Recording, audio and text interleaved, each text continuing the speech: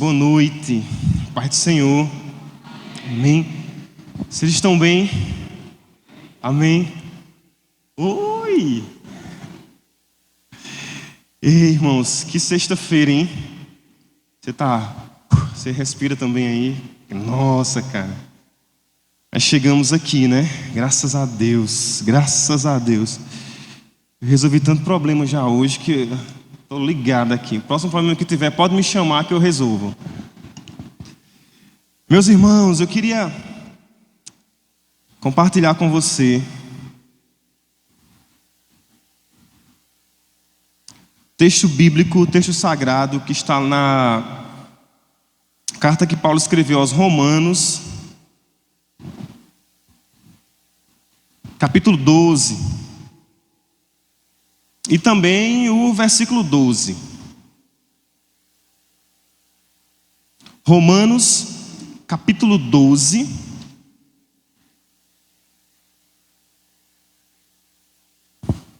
E o versículo 12.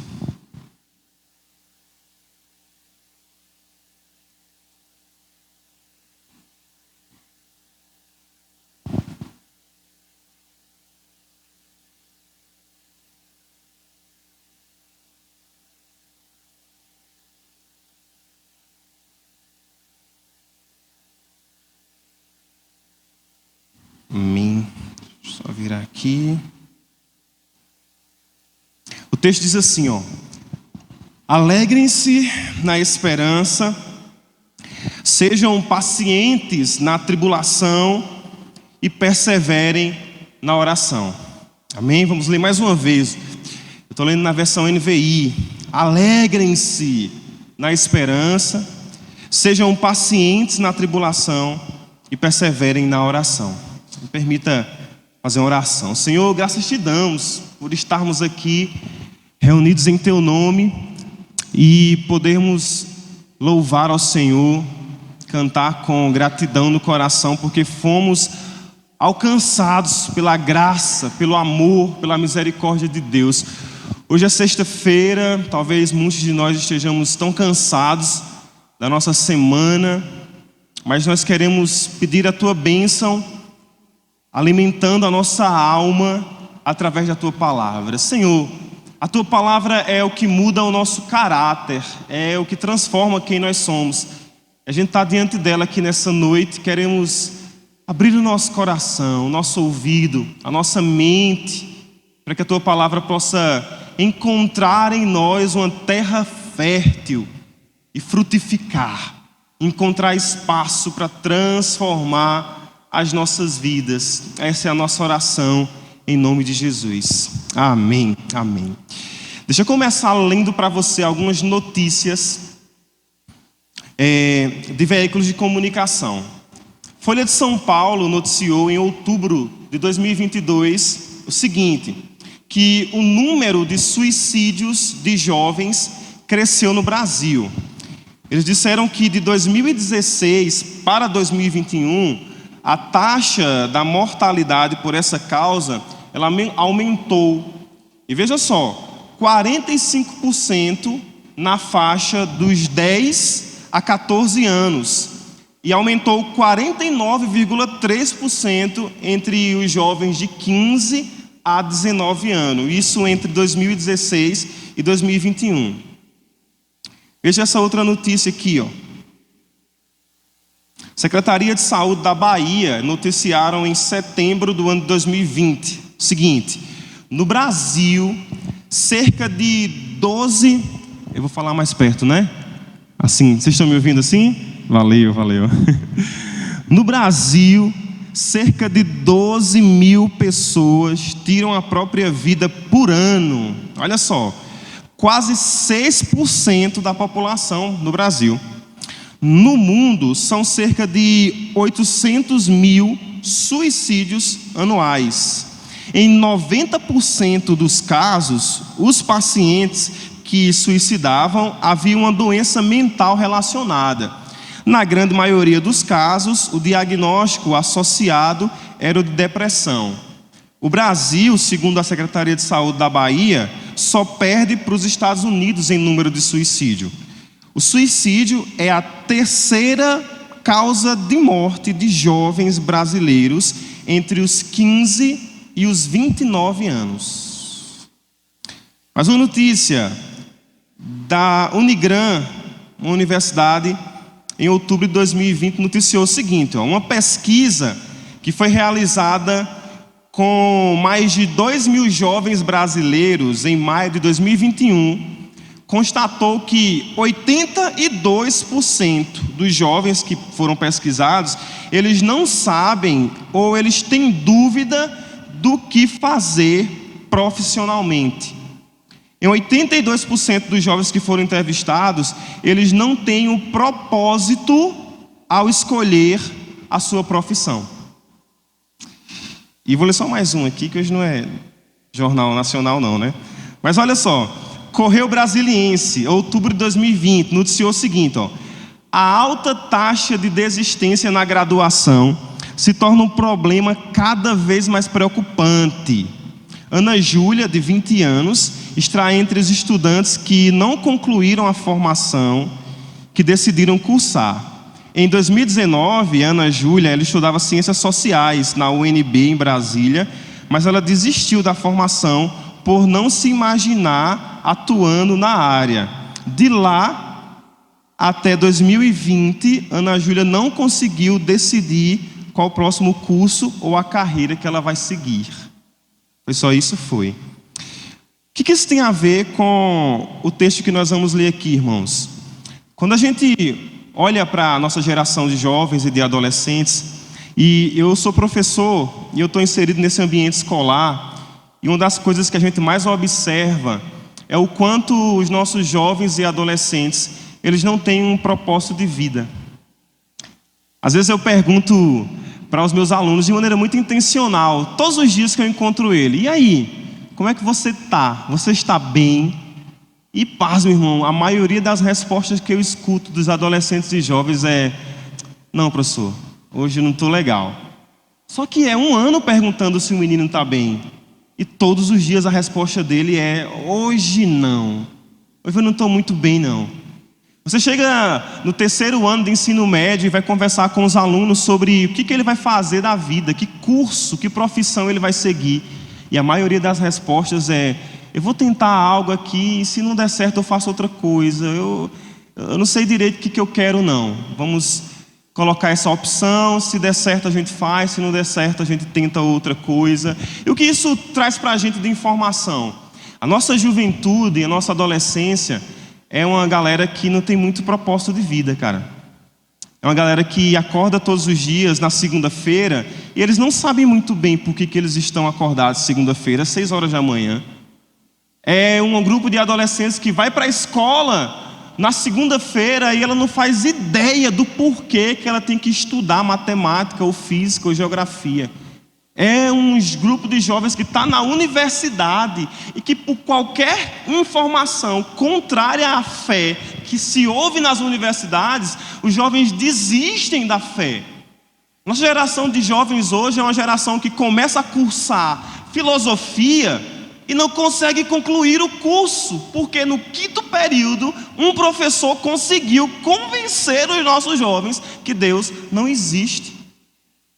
Então a gente percebe na nossa geração que essa falta de propósito de vida está fazendo com que a gente não se torne uma geração relevante na nossa sociedade. A gente está no ambiente escolar, eu estou no ambiente escolar, né?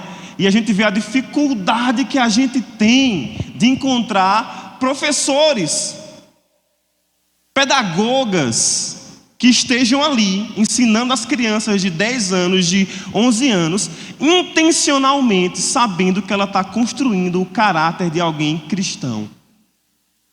A gente vai fazer seleção para professor de filosofia. Gente, que luta é você encontrar um professor de filosofia crente, que vai ensinar filosofia para o menino do ensino médio através de uma cosmovisão cristã. A gente olha para a nossa sociedade e para a nossa geração e vê que o desejo que se tem hoje em dia é de buscar apenas algo para esse tempo, para esse século, para esse mundo. O maior desejo da galera hoje é uma viagem para Gramado. Qual é o seu sonho? Meu sonho é ver o Natal iluminado de Gramado. O que você quer para a sua vida? Eu não quero cursar não sei o que para eu ganhar dinheiro. Esse é meu propósito de vida, é meu projeto de vida. Eu não quero sofrer nenhum tipo de exclusão. Eu quero trabalhar, fazer um concurso. Por que você quer fazer um concurso? Para eu ter estabilidade no meu emprego e não precisar depender mais de seu ninguém. Você olha, vê a nossa geração, que a motivação que leva elas, que está gerando, né, que tem gerado a nossa geração, o motivo para eles viverem, irmãos, são motivos fúteis. São motivos que não são intencionais. Nossa geração não vive de maneira intencional. E aí, o que isso tem a ver com o texto que nós lemos, né? É importante a gente entender que esse versículo que nós lemos aqui, em Romanos 12, ele está ligado a todo o contexto da carta aos Romanos, né? A gente sabe, vocês mais do que ninguém aqui, eu já ouvi essa pregação do pastor Jamerson. Aliás, abre-se um parente para dizer que pressão, meu Deus do céu, é pregar nessa igreja, olhando para Jamerson e Rony aqui, perto de mim. Deus me ajude. Que a carta aos Romanos, ela é um tratado sobre o plano da salvação, né? Capítulo 1 de Romanos até o capítulo 11, Paulo, de uma maneira excepcional, ele explica o plano da salvação. Ele fala sobre a queda do homem, a necessidade do homem, da graça de Deus. Fala sobre como Deus planejou o plano da salvação, como ele aplicou o plano da salvação. E aí, quando ele chega no capítulo 12, Paulo começa a explicar a aplicação dessa salvação na vida daqueles que recebem um chamado para a salvação. Então, o capítulo 12, ele começa, Paulo dizendo assim: irmãos, eu rogo que vocês, agora que entenderam o plano da salvação, que eu acabei de explicar, do capítulo 1 ao capítulo 11, vivam agora de maneira digna disso. Não se amoldem aos padrões desse mundo, mas transformem-se. Receba essa salvação, entenda essa salvação e mudem o mundo ao redor de vocês. Porque essa salvação vai trazer transformação para a sua vida. E aí ele começa a descrever como é essa vida do salvo. E aí no versículo 12, ele ainda nesse aspecto diz assim: vocês que entenderam esse plano da salvação, vocês devem se alegrar, perseverar e ser paciente. Mas sabe que esses três aplicações da salvação na vida de um cristão é tudo aquilo que a gente precisa hoje em dia? Nós começamos lendo notícias aqui que suicídio é uma das maiores causas de morte no Brasil. E o suicídio, ele começa com depressão. E depressão começa com tristeza. Cara, você não sabe o que... Gente, vocês não fazem ideia. O que é dar aula não, velho. Para um menino de 14 anos, não. Você tem que fazer malabarismo. Você tem que pintar muita coisa lá para ver se eles conseguem sorrir. Porque é um menino de 10 anos triste. Um menino de 10 anos que não tem alegria para viver. Você está feliz hoje? Não estou não, é isso mesmo aí, professor. Vamos aí na vida. E aí, a nossa geração, irmãos, precisa experimentar alegria verdadeira. Mas sabe que o que a nossa geração precisa, dentro todo esse contexto que nós tratamos aqui, é aprender a ser paciente. O que mais envolve a nossa geração é a ansiedade. Já viu isso? A galera tem um menino que às vezes estão lá piscando o olho assim: o que é isso, menino? É ansiedade. A galera passa mal, cara, passa a suar frio. O que é? Não é porque eu vou fazer uma prova e desmaia porque vai fazer uma prova. A paciência, irmãos, é algo que a nossa geração precisa para andar intencionalmente, para viver de propósito. Mas sabe ainda que outra coisa que a gente vê a necessidade da nossa geração é uma geração que caminha com perseverança, com motivação, com vontade de viver, com vontade de acordar às 6 horas da manhã, numa segunda-feira, para ser feliz. E é engraçado e interessante como o Evangelho é perfeito para a gente. Como o Evangelho, ele dá jeito na gente. Como o Evangelho, ele tem para nós a solução que nós precisamos. A palavra diz aqui, vocês que foram alcançados pelo Evangelho, alegrem-se na esperança que vocês receberam. Sejam pacientes e perseverem. tudo que a nossa geração precisa. Se você precisa de alegria, é no Evangelho que você vai encontrar.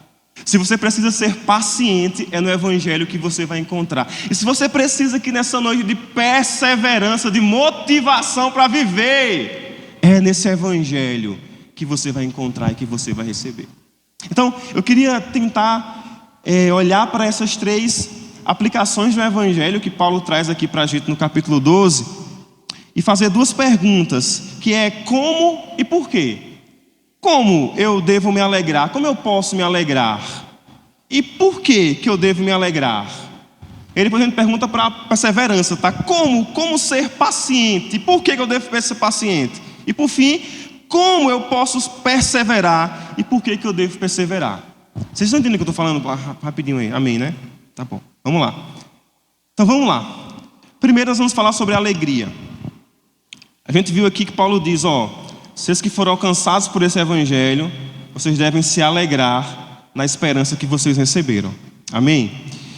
Quando a gente fala sobre alegria, irmãos, cientificamente, a alegria, para aqueles que estudam a mente, ela transita entre sentimento e emoção. Obrigado, cara. A emoção é quando é uma reação a algum estímulo. Por exemplo, uma boa notícia, um momento que traz satisfação para a gente diz assim, poxa, eu estou alegre, eu recebi essa boa notícia, isso trouxe uma satisfação, uma alegria para mim. A alegria também, ela pode ser vista como um sentimento, é quando essa emoção, ela é processada e ela se torna algo mais concreto, mais perene, né? Por exemplo, quando você tem um filho, então você se alegra, é alegre, feliz, porque você tem o seu filho aqui. Quando esse filho lhe causa tristeza, essa tristeza não lhe tira a alegria de você ter o seu filho, certo? Essa é quando a alegria ela é um sentimento. Só que aí, o resultado do Evangelho, a alegria que é resultante do Evangelho, que a nossa geração precisa para sair dessa tristeza profunda que a gente vive, ela nem é um sentimento e ela nem é uma emoção. A alegria que o Evangelho produz em nós, irmãos, como Paulo vai dizer em Gálatas 5, ela é fruto do Espírito. Lembra disso? Gálatas 5:22, Paulo diz, o fruto do Espírito é amor e alegria. Então, quando a gente abraça o Evangelho, quando a gente é alcançado por esse Evangelho, a alegria ela se torna um produto dessa salvação. A alegria cristã ela não é apenas um sentimento, ela não é apenas uma emoção, mas ela é fruto, ela é um hábito, ela é um resultado de quem tem o Espírito Santo agindo dentro de si. Mas então vamos responder a pergunta, né? Como eu posso me alegrar, irmãos? Eu posso me alegrar quando eu olho para a esperança que a fé em Cristo Jesus plantou em meu coração. A alegria que a nossa geração precisa, ela não vem de um estímulo, ela não vem de um sentimento. A alegria que os nossos jovens e adolescentes precisam para viver nesse mundo é uma alegria que é produzida pela ação do Espírito Santo na vida dos nossos jovens e adolescentes. E esse Espírito Santo vai gerar em nós uma alegria que é perene, por causa de uma esperança que nós recebemos ao entendermos a salvação e o Evangelho de Cristo Jesus. E aí, Paulo ele vai explicar, desde o capítulo 1 ao capítulo 11, motivos pelo qual nós devemos nos alegrar. Às vezes a gente se alegra por motivos tão banais, né? Às vezes a gente procura motivos de alegria que não são motivos gerados pela salvação. Mas Paulo vai dizer assim, nós temos esperança e nós podemos nos alegrar porque nenhuma condenação há para aqueles que estão em Cristo Jesus. Esse é o motivo da alegria do cristão, porque ele olha para a sua vida e ele percebe que nada vai nos separar do amor de Cristo. Esse é o motivo para que essa alegria ela seja perene, para que essa alegria ela seja contínua na vida de um cristão. Não é por causa das circunstâncias, não é por causa de motivos que pareçam banais, mas a alegria em nós, irmãos, ela é uma alegria gerada pela certeza de que Deus nos amou quando nós ainda éramos pecadores. E esse é o motivo de nós permanecermos alegres e contentes em nossa vida. Apesar das circunstâncias, apesar das adversidades. E quando a gente olha para a nossa geração de jovens, irmãos, é dessa alegria que os nossos jovens precisam. É dessa certeza que os nossos adolescentes precisam. Para que eles acordem todos os dias, sabendo por que eles estão acordando segunda-feira. Sabendo por que eles estão na escola. Sabendo por que eles estão nesse mundo. É a alegria do Evangelho que vai produzir essa certeza no coração dos nossos jovens e adolescentes. E a segunda produto da salvação que Paulo apresenta aqui em Romanos 12 é a perseverança, aliás, a paciência. Ele diz assim: sejam pacientes nas tribulações. E aí quando a gente olha para o significado da palavra paciente, paciente é aquele que é conformado, é aquele que espera. E essa espera ela é constante. Quando você vai para um hospital e que você está passando por algum tipo de enfermidade, você é caracterizado como um paciente. E essa característica ela é colocada em nós porque ali quando você está no hospital, irmão, você não tem o que fazer. Você tem que esperar. Não está mais nas suas mãos. Está na mão de outro. E você simplesmente espera. Pacientemente. Não adianta você espernear, não adianta você gritar com o médico, não adianta você fugir. Você tem que ficar lá, esperando, pacientemente. E aí quando Paulo diz assim, sejam pacientes na tribulação, nas dificuldades, ele mesmo explica para nós o como e o porquê de ser paciente. Como ser paciente? Passando por dificuldades e tribulações. Por que ser paciente? Por causa das dificuldades e das tribulações. O texto de Romanos, no capítulo 5, a partir do versículo 3, ele fala sobre essa paciência. Ele diz assim, e não somente isto, mas também nos gloriamos nas tribulações, sabendo que a tribulação produz paciência, e a paciência, experiência, e a experiência, esperança. Percebe, irmãos? É como se tivesse tudo conectado aqui, tudo caminhando junto. Nesse processo de maturidade cristã, no processo de transformação, de metanoia, está tudo caminhando de maneira conectada. A vida de um cristão, ela é caracterizada pelas marcas de uma guerra sangrenta, irmãos, contra você mesmo, contra o mundo, contra Satanás.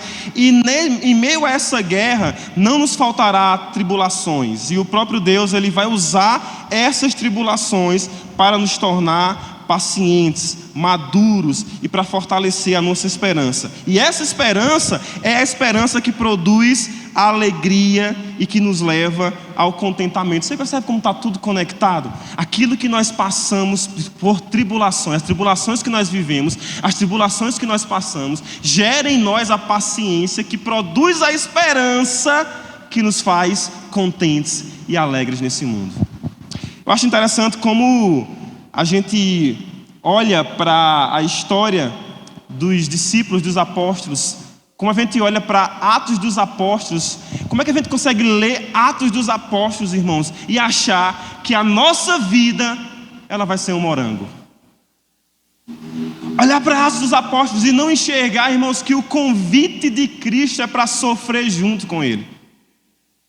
A gente olha para Atos dos Apóstolos e você vê ali que os irmãos, eles não têm um minuto de sossego e de paz. O Espírito Santo vem sobre eles em Atos 2 e aí já começa, a partir dali, você vê um fugindo e tem a perseguição. E aí você vê depois Paulo aparecendo e Paulo está no naufrágio, Paulo está purando o muro da cidade e tem gente querendo apedrejar ele.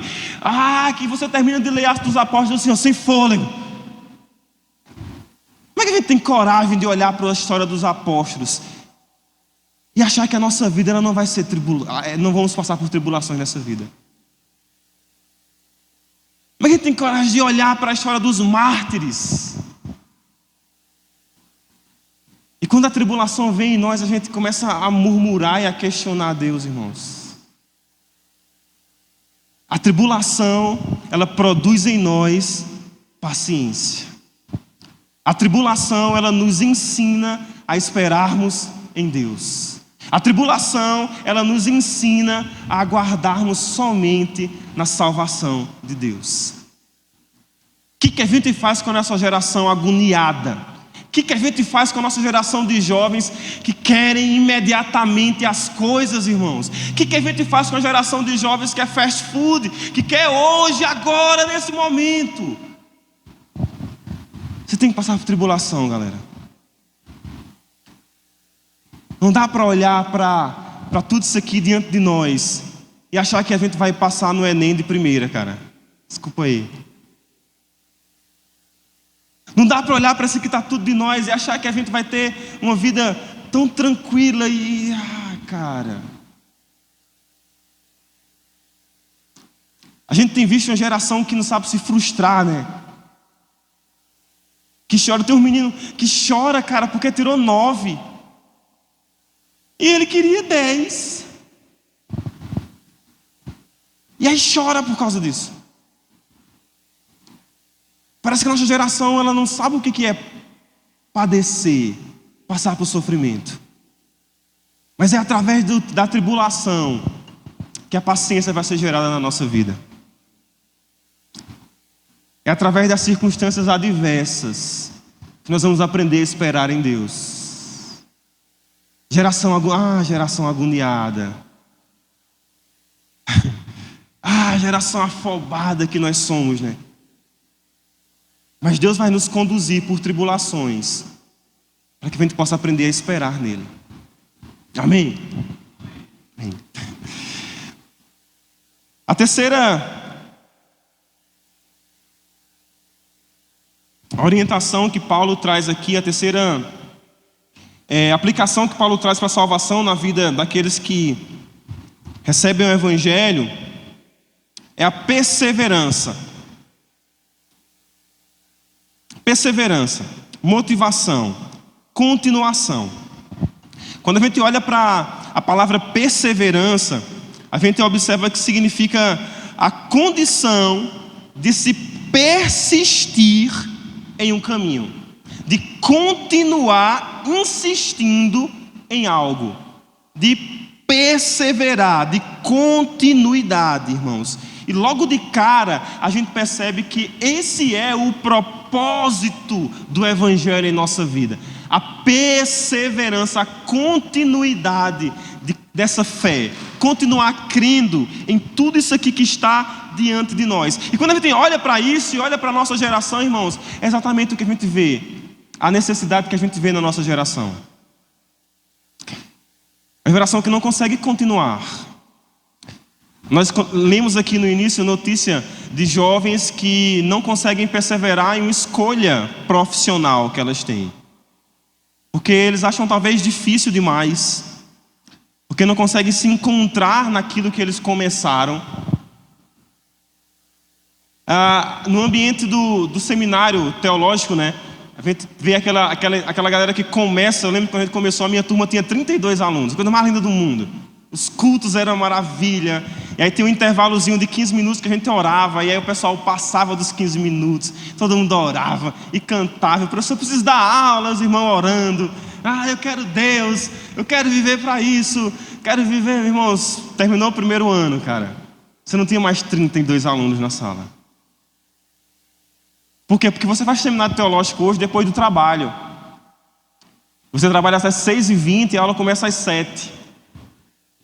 Você tem que correr. Você tem que ir sem jantar. E aí o professor, ele passou uma leitura de 2 livros para a semana que vem. E quando é que você vai ler?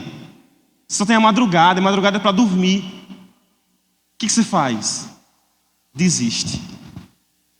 Não persevera. Não continua. Esse é o retrato da nossa geração. Esse é o retrato dos nossos adolescentes. Você começa a explicar alguma coisa para ele, começa a ensinar um aprendizado e ele ainda desiste na segunda aula. Porque eles não têm paciência de estudar, de ler, de errar, de fazer de novo. Isso não é só com os nossos jovens, a gente percebe nas nossas crianças, né? Mariana lá em casa é assim, ela está lá desenhando um bichinho, um sorvete. Se ela erra a cor que ela quer no sorvete, ela não quer mais desenhar o sorvete. Não adianta você dizer para ela: Mariana, minha filha, tente de novo, continue. Não, eu desisto. Eu estou tentando ensinar ela, a Mariana, a andar de bicicleta sem rodinhas. Ô luta que é. Porque na primeira queda, ela não quer mais andar de bicicleta. Porque o joelho ralou e ela tem medo de cair de novo. E aí desiste. E é assim que a nossa geração caminha, irmãos, sem finalizar algo. A gente percebe isso também dentro das igrejas. A gente começa um novo projeto da igreja, né? Vamos fazer aqui um curso, sei lá de quê. Toda sexta-feira, você começa lá na primeira sexta, meu amigo, como vem gente. E aí na próxima sexta você diz, hoje eu já estou cansado demais, eu não vou. Aí você vai ficando. Sem contar as nossas promessas de ano novo, né? Que você começa, esse ano eu começo na academia. E aí vai a primeira semana, a segunda semana, terceira semana. E você vai ficando para trás, você vai desistindo. Parece que a nossa geração, ela está adaptada com desistir, com não continuar, com não prosseguir. Parece que a nossa geração já é marcada por isso, pelas desistências, por não seguir adiante. Eu não sou tão velho assim,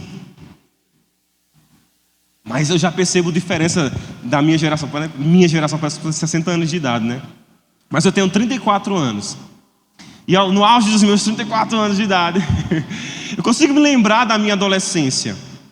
Eu consigo olhar para os adolescentes que eu lidero hoje na minha igreja, cara. E aí lá na igreja a gente está fazendo um novo programa lá com eles, que é o Lendo a Bíblia. E no Lendo a Bíblia, nosso objetivo é ler a Bíblia. O que a gente faz? A gente se reúne para ler a Bíblia. Simplesmente. Vamos ler livro tal. Começa, versículo a versículo. Cara, a gente só consegue terminar o primeiro capítulo, porque a galera não quer ler mais. Explica aí pra gente o segundo. Rodrigo, tu não já sabe, por que tu não explica? Porque a gente precisa ler versículo a versículo. E aí eu desafiei eles essas semanas a decorarem o índice bíblico. Você vai decorar o índice. Gênesis, sem ouvir a música do Dentro do Trono, claro, né? Não vale. E cara, a gente começou isso no final de janeiro, a gente já está em março. E ninguém conseguiu decorar o índice. E aí vamos relatar, por que você não consegue? Porque eu começo. Aí quando chega em Malaquias, eu já não sei mais o que eu disse no começo, aí eu desisto, eu não quero mais. Não, eu começo, eu estava brincando lá, a painha estava lendo para mim, não sei o que lá. Mas quando eu errei uma lá, eu gritei, eu fiquei nervoso. Teve um menino que desmaiou. Porque ele não estava conseguindo decorar o índice. A mãe ligou para mim, porque você passou o que para o meu filho? O que ele está vindo aí no curso bíblico? Porque ele está nervoso aqui, que não está conseguindo decorar o índice. Esse é o retrato da nossa geração, gente. Que não consegue continuar nas coisas, que não consegue perseverar. Mas aí o Evangelho tem jeito para a gente, amém? Se você está aqui nessa noite se identificando com a falta de perseverança, se você está aqui nessa noite se identificando com essa desistência em massa em diversos lugares, irmãos, eu quero dizer para você que é o Evangelho de Cristo que nos ensina a perseverar. É o Evangelho de Cristo que nos ensina a continuar. É nesse Evangelho. E aí Paulo explica logo de cara aqui, né? Perseverem na oração. Sabe o que isso significa? Que a oração é a prática que vai nos levar à perseverança. A oração é a prática que vai nos conduzir em continuar na fé. A oração, irmãos, ela é a prática mais sublime e necessária na vida de um cristão, porque é através de uma vida de oração que Deus nos conduz a entender e a concordar com a sua vontade. É na prática de oração que Deus nos conduz a perseverar. e continuar no propósito e no projeto que Deus tem para as nossas vidas. Por que a nossa geração é uma geração que não persevera? Porque a nossa geração é uma geração que não ora. Por que a nossa geração é uma geração que não continua? Porque a nossa geração é uma geração que não gasta tempo em oração. Eu não sei como que é aqui, mas os cultos de oração na minha igreja é um sofrimento, irmãos. Que é isso? Amanhã a gente marcou uma vigília à noite. E eu disse ao pastor que assim, o senhor tem certeza? Vamos ficar nós aqui orando a madrugada toda? O senhor vai ter palavra suficiente para mim? Estou brincando, estou sendo pessimista. Mas perceba que o retrato da nossa geração atual é uma geração que não quer orar, que não sabe orar e que nem tem o desejo de aprender a orar. Eu me lembro quando eu era criança que minha mãe ensinava a gente a orar orando. E aí eu lembro que eu acordava de madrugada, assustado, no susto, era minha mãe orando em cima de mim. Pá. E aí a gente fingia que estava dormindo, porque se ela percebesse que a gente estava acordado, ela acordava a gente para orar também. Então a dica era essa: acordou na oração, finge de morto. Qualquer viradinho, qualquer gemidinho, ela dizia: opa, está acordado, bora, joelho. Ora. Eu não sei, eu não tenho que orar. Tem sim que orar. Ela abriu um salmo. Pá, ora. Aí você, e não adianta ela para orar assim: o Senhor, meu Pai, fervor. Eu quero fervor nessa oração. Digo, irmão, o que é fervor na oração? Eu não sei, eu quero fervor. Ore com fervor. Era no tranco, era no susto, irmãos. Não podia reclamar, não. Não podia reclamar, não. A lembrança que eu mais tinha da minha infância, a primeira lembrança que eu tenho na minha vida, era eu cresci na Assembleia de Deus, tá? Então, a lembrança que eu tenho na minha infância sou eu debaixo de um banco, com medo das irmãs que estavam tudo falando em mistério, marchando, falando em línguas, no círculo de oração da Assembleia de Deus. Eu me o que é isso? As irmãs demoram, o que é isso? E estava lá a manhinha. E todo sábado tinha círculo de oração à tarde. E ai de quem? Um dos 4, fomos 4 criados juntos. Um dos 4 que dissesse: hoje eu não vou não. Era um corajoso que dizia isso. Porque ia, apanhado. Pá, mas ia para a oração. Porrada, irmão, era obrigado a ir. É que é arbitrário isso, né? Se fizer isso hoje, os meninos choram e vou chamar o conselho tutelar. Mas não tinha não, conselho tutelar não. E a gente tinha que aprender a orar. E eu me lembro disso, sabe? Eu me lembro de cultos de oração quando eu era adolescente, irmãos, que dava 9 horas e os irmãos queriam encerrar e as irmãs não paravam. E a gente cresceu nesse ambiente de oração. E a gente cresceu vendo isso. Porque a oração, irmãos, é a prática mais sublime de uma vida cristã. Se nós não desenvolvermos uma vida de oração, se a nossa juventude não aprender a orar, não ter desejo por oração, não querer orar, irmãos, nós continuaremos com a juventude que não sabe perseverar e que desiste no meio do caminho. Porque a oração é o que nos ensina a perseverar. A oração é o que nos ensina a ser motivados. É a oração. A gente olha para a vida de Jesus e a gente percebe o quanto Jesus ensinou sobre oração.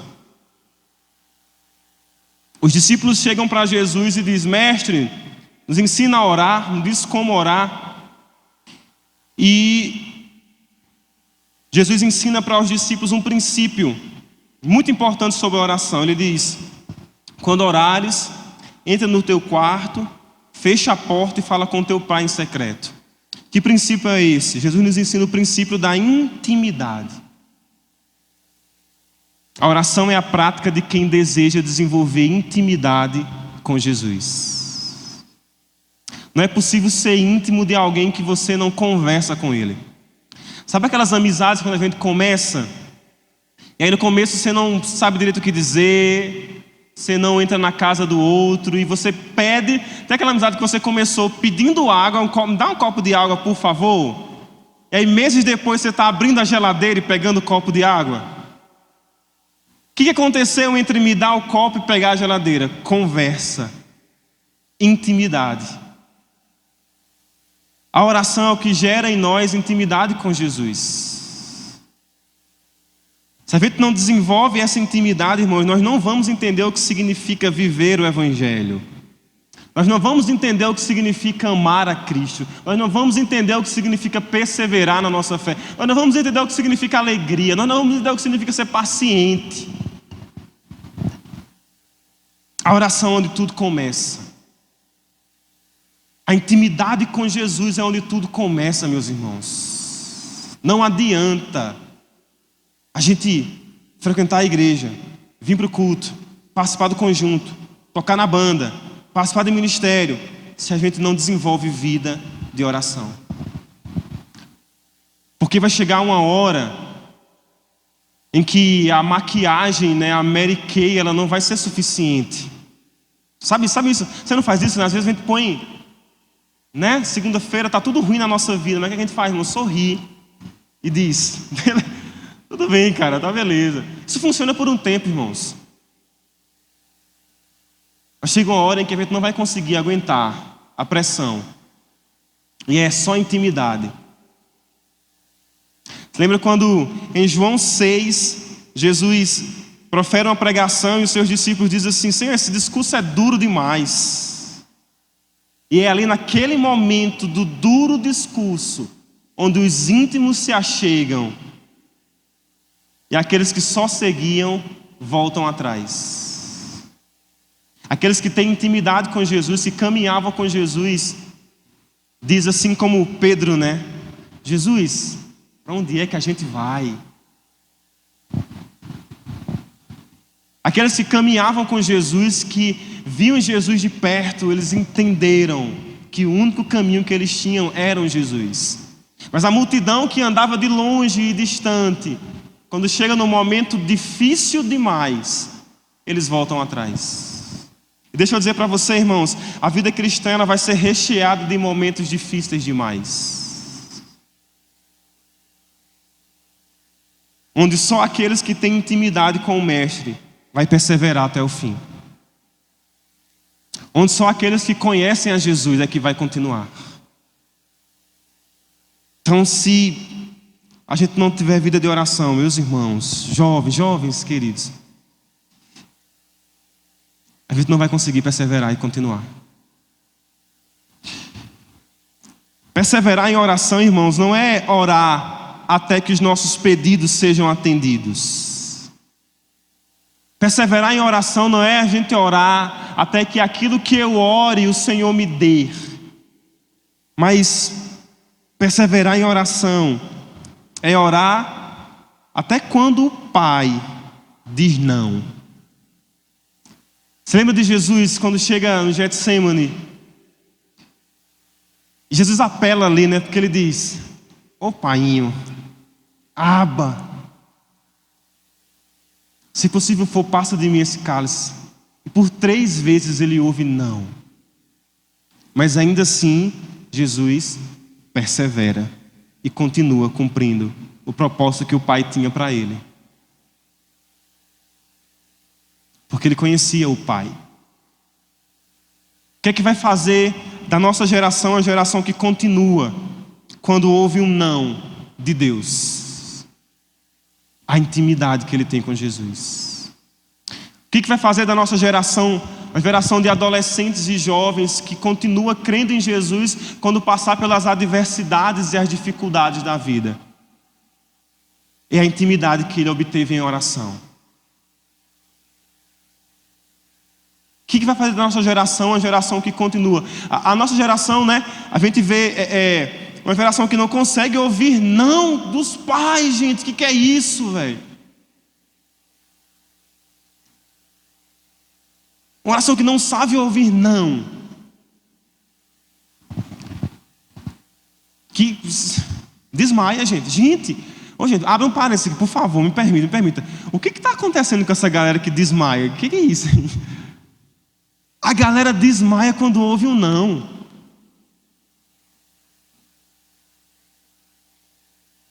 E o coração bate mais forte e falta ar. porque foi um não que ela ouviu do pai, que não vai para o cinema no sábado. Não vai comprar essa calça hoje. E cai no chão. Tá. É a oração que vai nos fazer perseverar. Perseverar em oração é continuar crendo em Deus, até quando nós ouvimos os nãos de Deus. Até quando a tribulação ela parece ser maior do que as nossas forças. Então, meus irmãos, para caminharmos para o fim, os desafios para a nossa geração de hoje é encontrar alegria, paciência e perseverança. E todas essas três coisas é o que o Evangelho tem para nós. Alegria gerada pelo fruto do Espírito, paciência ao passar pelas tribulações e perseverança quando nós oramos. Se você veio até aqui nessa noite, está olhando para mim, o que é que esse neguinho está dizendo há 40 minutos? Não estou entendendo nada, o que é isso que ele está falando aí? Se você olha para seu dia a dia, irmãos, e por vezes, você que é jovem, adolescente, encontra motivos para não se alegrar, para não encontrar, você que não encontra motivos para, você que não tem motivação para fazer escolhas na vida. Você que é adolescente, que está aqui nessa noite, e aí você pensa sobre o seu futuro e não tem nada no seu futuro. Tipo, amanhã a Deus pertence, o que eu vou fazer? Não sei. Você que é jovem e está aí na universidade, mas você está vendo o que eu vou fazer com isso na vida, cara. Você que não consegue perceber que a alegria pode ser algo perene na sua vida, irmãos. O Evangelho está diante de nós com a solução que nós precisamos. É aqui, em Cristo, que nós encontraremos alegria para viver. É em Cristo que nós encontraremos a paciência que nós precisamos para combater a nossa ansiedade. É em Cristo que nós encontraremos a motivação necessária para perseverarmos através da oração, mesmo em meio a circunstâncias adversas. Não sei como você veio aqui hoje, cara, mas é isso que Deus tem para nós: alegria, paciência e perseverança em oração. Não sei como que está a sua vida. Não sei como que vai ser a sua segunda-feira e você terminou sexta-feira dizendo graças a Deus. Segunda-feira começa de novo. É no Evangelho de Jesus que você vai encontrar satisfação para acordar todos os dias sabendo por que você existe, encontrando um motivo para se alegrar e para perseverar. É nesse Evangelho que nós encontramos. Amém.